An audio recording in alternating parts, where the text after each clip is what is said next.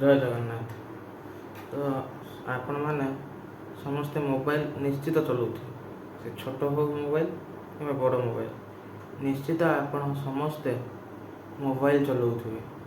ଆଉ ଯେଉଁମାନେ ବି ବଡ଼ ମୋବାଇଲ ଚଲାଉଛନ୍ତି, ଏଇଟା ସେଇମାନଙ୍କ ପାଇଁ ବିଶେଷ ଗୁରୁତ୍ୱପୂର୍ଣ୍ଣ କଥାଟିଏ। ତ ସମସ୍ତେ ବଡ଼ ମୋବାଇଲ ଚଲାଉଥିବେ, ଆଉ ବଡ଼ ମୋବାଇଲ ଚଲାଉଥିବେ ମାନେ ସ୍ମାର୍ଟଫୋନ୍ ଯେଉଁଟା ଆପଣମାନେ କହୁଛନ୍ତି, ସେଇ ସ୍ମାର୍ଟଫୋନ୍ ଚଲାଉଥିବେ। ତ ସେ ସ୍ମାର୍ଟଫୋନ୍ରେ କି ଆପଣ ସମସ୍ତେ ସୋସିଆଲ ମିଡ଼ିଆ ୟୁଜ୍ କରୁଥିବେ 100%।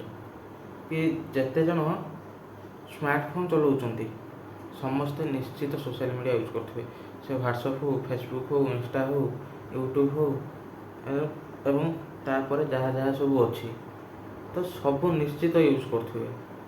ଏବଂ ତାପରେ କ'ଣ ନା କି ସେ ଯେଉଁ ସବୁ ସୋସିଆଲ ମିଡ଼ିଆ ପ୍ଲାଟଫର୍ମ ରହିଛି, ତ ସେଠି ବହୁତ ସାରା କ୍ରିଏଟର୍ ବି ଅଛନ୍ତି। ବହୁତ ଭଲ ଭଲ କ୍ରିଏଟର୍ ଅଛନ୍ତି, ବହୁତ ଖରାପ କ୍ରିଏଟର୍ ବି ଅଛନ୍ତି। ତ ସେ ଯେଉଁ ସବୁ ଆମେ ଚଲାଉଛନ୍ତି ସୋସିଆଲ ମିଡ଼ିଆକୁ, ତ ତା ଦେହରୁ ଆମେ ଶିଖୁଛନ୍ତି କ'ଣ? ତ ତା ଦେହରୁ ଆମେ କ'ଣ ଶିକ୍ଷା ଗ୍ରହଣ କରୁଛନ୍ତି? ସେଇଟା ହିଁ ସବୁଠୁ ବଡ଼ ଜରୁରୀ କଥା। କି ସେ ସୋସିଆଲ ମିଡ଼ିଆରୁ ଆମେ କ'ଣ ଶିଖିବା ପାଇଁ ପାଉଛନ୍ତି, ବା ସେ ସୋସିଆଲ ମିଡ଼ିଆ ଆମକୁ କ'ଣ ଶିକ୍ଷା ଦେଉଛି।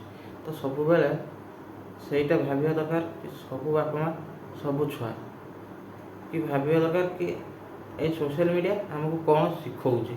ତ ମୁଁ ବି ଚଲାଉଛି, ମୁଁ ବି ସେସବୁକୁ ବ୍ୟବହାର କରୁଛି।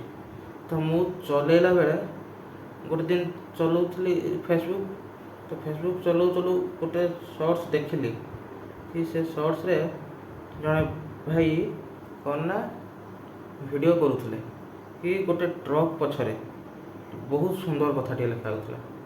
ତ ମୁଁ ସେଇଟାକୁ କହିବା ପାଇଁ ଏତେ ସବୁ କଥା କହିଲି କି କ'ଣ ନା ସେ ଯେଉଁ 2ଟା ଲାଇନ୍ ଲେଖାଯାଇଥିଲା ସେଠି, ତ ଯେଉଁ 2ଟା ଲାଇନ୍ ଲେଖାଯାଇଥିଲା ନା, ସବୁ ପୁଅ, ସବୁ ଝିଅ, ମାନେ ଯେଉଁମାନେ ଯୁବକ ଯୁବତୀ ଅବସ୍ଥାରେ ଅଛନ୍ତି, ସେଇମାନଙ୍କ ପାଇଁ ଏଇଟା ବହୁତ ଗୁରୁତ୍ୱପୂର୍ଣ୍ଣ। ଆଉ ସେଇ ଯୁବକ ଯୁବତୀମାନଙ୍କର ବାପା ମା' ମାନଙ୍କ ପାଇଁ ସେଇଟା ବି ବହୁତ ଗୁରୁତ୍ୱପୂର୍ଣ୍ଣ। ମାନେ ଯୁବକ ଅବସ୍ଥା ମାନେ ଯେଉଁଟା ଆରମ୍ଭ, ମାନେ 15 ବର୍ଷରୁ ଆରମ୍ଭ ହୋଇକି 25 ବର୍ଷ ପର୍ଯ୍ୟନ୍ତ, 20-25 ବର୍ଷ ପର୍ଯ୍ୟନ୍ତ, ଏଇ ଯେଉଁ 5ରୁ 10 ବର୍ଷ ରହିଛି, ଏଇ ବୟସର ଯୁବକ ଯୁବତୀମାନଙ୍କ ପାଇଁ।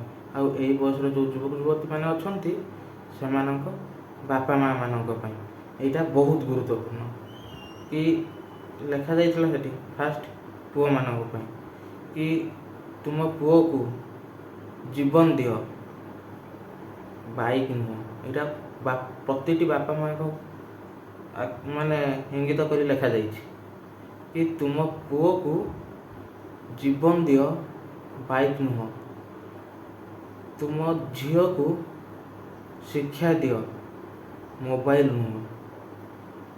ଏଇଟା ପ୍ରତି ବାପା ମା' ବି ପାଳନ କରିବା ଉଚିତ। ତ ଏହାର ଅର୍ଥ କ'ଣ ନା, ତୁମ ପୁଅକୁ ଜୀବନ ଦିଅ, ଏ ଯେଉଁ ବାଇକ୍ ଦିଅ ନାହିଁ। ଏଇ ଯେଉଁ ପୁଅମାନେ ସବୁ ଅଛନ୍ତି 15ରୁ 25 ବର୍ଷ ଭିତରେ, କି ସେମାନେ ଯେଉଁ ବାଇକ୍ ଧରିକି ବୁଲୁଛନ୍ତି, ତ ପୁରା ଜୋରରେ ଗାଡ଼ି ଚଲାଉଛନ୍ତି, ସ୍ପିଡ଼ 90, 100, 120 ସ୍ପିଡ଼ରେ ଯେଉଁ ଗାଡ଼ି ଚଲାଉଛନ୍ତି। ଆଉ ସେଇ ବୟସର ପିଲା ବି ଦେଖୁଥିବେ ଆପଣମାନେ ସବୁବେଳେ ନ୍ୟୁଜ୍ରେ କି ସେଇମାନଙ୍କର ବେଶୀ ଆକ୍ସିଡେଣ୍ଟ ହେଉଛି, କି ସେଇମାନେ କେଉଁଠି ଆଜି ଦୁର୍ଘଟଣାରେ ଆକ୍ରାନ୍ତ ହେଉଛନ୍ତି। ତ ସେଇମାନଙ୍କ ପାଇଁ ଏଇଟା ବହୁତ ଗୁରୁତ୍ୱପୂର୍ଣ୍ଣ। ତ ସେଇମାନଙ୍କର ବାପା ମା' ମାନଙ୍କ ପାଇଁ ଏଇଟା ଗୋଟେ ସବୁଠୁ ବଡ଼ ଶିକ୍ଷା ଦେବାର ଅଛି। ବାପା ମା' ମାନେ ଛୁଆମାନଙ୍କୁ କି ଆମ ପୁଅ ଯେମିତି ଭଲରେ ରହୁ, ଗାଡ଼ି ଚଲାଉ, କିନ୍ତୁ ସେଇଟା ନିୟନ୍ତ୍ରଣ ଭିତରେ। ଆଉ ଦ୍ୱିତୀୟ ପଦ କ'ଣ ଥିଲା ନା, ତୁମ ଝିଅକୁ ଶିକ୍ଷା ଦିଅ, ମୋବାଇଲ ନୁହଁ। ଆଉ ଯେଉଁ ସେଇ ବୟସର ଯେଉଁ ଝିଅମାନେ ବି ଅଛନ୍ତି 15ରୁ 20, 25, କି ସେମାନଙ୍କୁ ସେଇ ସମୟରେ ବାପା ମା' ମାନେ ମୋବାଇଲ କିଣିକି ଦେଇ ଦେଉଛନ୍ତି କି ଆମ ଛୁଆ ପଢ଼ିବ, କି ଆମ ଛୁଆ ଯେ ବାହାରକୁ ଯାଉଛି ଆମ ସହ ଯୋଗାଯୋଗ ରଖିବ। କିନ୍ତୁ ସେଠି ଝିଅ କ'ଣ କରୁଛି ନା, ସେସବୁକୁ ଭୁଲିକି କ'ଣ କରୁଛି ନା, ଅଲଗା କିଛି କର୍ମରେ ଲିପ୍ତ ରହୁଛି। କି ଯେମିତି ଅନ୍ୟ କାହା ସହ ସବୁବେଳେ ଗପିବା, କି ଅନ୍ୟ କିଛି କାମରେ ସେମିତି ଖରାପ କାମରେ ଲିପ୍ତ ରହୁଛି। ତ ଏଠି ତାକୁ ସେହି ସମୟରେ ଉଚ୍ଚ ଶିକ୍ଷା ପାଇଁ ସବୁବେଳେ ପ୍ରସ୍ତୁତ କରିବା ଦରକାର। ମୋବାଇଲ ବ୍ୟବହାର କର, ସେଇଟା ଭଲ ଉପାୟରେ ବ୍ୟବହାର କର।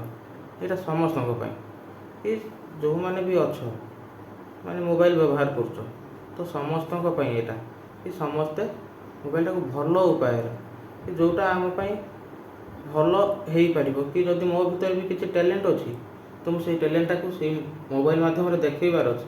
ତା ମାନେ ନୁହେଁ ଯେ ଖରାପ ଜିନିଷ କି କାହାକୁ ଗାଳି ଦେବା, କାହାକୁ ଅସଭ୍ୟ ଭାଷାରେ କହିବା, ସେସବୁ ନୁହେଁ।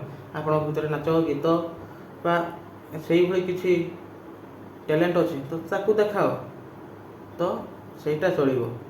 ତା ମାନେ ନୁହେଁ କି ଯଦି ଆମେ ନାଚୁଛନ୍ତି ତ ଛାତି ପେଟ ଦେଖେଇକି ନୁହେଁ। ଯେଉଁଭଳିଆ ଗୋଟେ ନାଚିବାର ଅଛି ଗୋଟେ ପ୍ରପର୍ କଷ୍ଟ୍ୟୁମ୍ରେ, ତ ନାଚ, ଲୋକମାନଙ୍କୁ ଭଲ ପାଇବା ସେଠି ମିଳିବ। ତ ଏଇ ଦୁଇଟା କଥା ଆପଣମାନଙ୍କ ପାଇଁ ବହୁତ ଗୁରୁତ୍ୱପୂର୍ଣ୍ଣ। ତ ଏଠି ସୁନ୍ଦରତା ସବୁବେଳେ ଏଇ ହୃଦୟରୁ ଦେଖାଯାଏ, କେବେ ମୁହଁରୁ ନୁହେଁ। ତ ଏଇ ଦୁଇଟା କଥାକୁ ଯେଉଁମାନେ ବି ପାଳନ କରୁଛନ୍ତି ସେମାନଙ୍କ ସୁନ୍ଦରତାଟା ଏଇ ହୃଦୟ ଭିତରେ ଅଛି। ତ ସେମାନଙ୍କ ମୁହଁରୁ ସୁନ୍ଦରତା କେହି ଦେଖନ୍ତିନି। ତ ଏଠି ପିଲାମାନଙ୍କୁ କହିବାକୁ ଚାହୁଁଛି ଏଇ ଦୁଇଟା କଥା ନିଶ୍ଚୟ ପାଳନ କରନ୍ତୁ, ଦେଖିବେ ଆପଣଙ୍କ ଜୀବନ ବହୁତ ପରିବର୍ତ୍ତନ ହୋଇଯିବ। ତ ଆପଣ ପିଲା ବହୁତ ଖୁସିରେ ରହିବେ।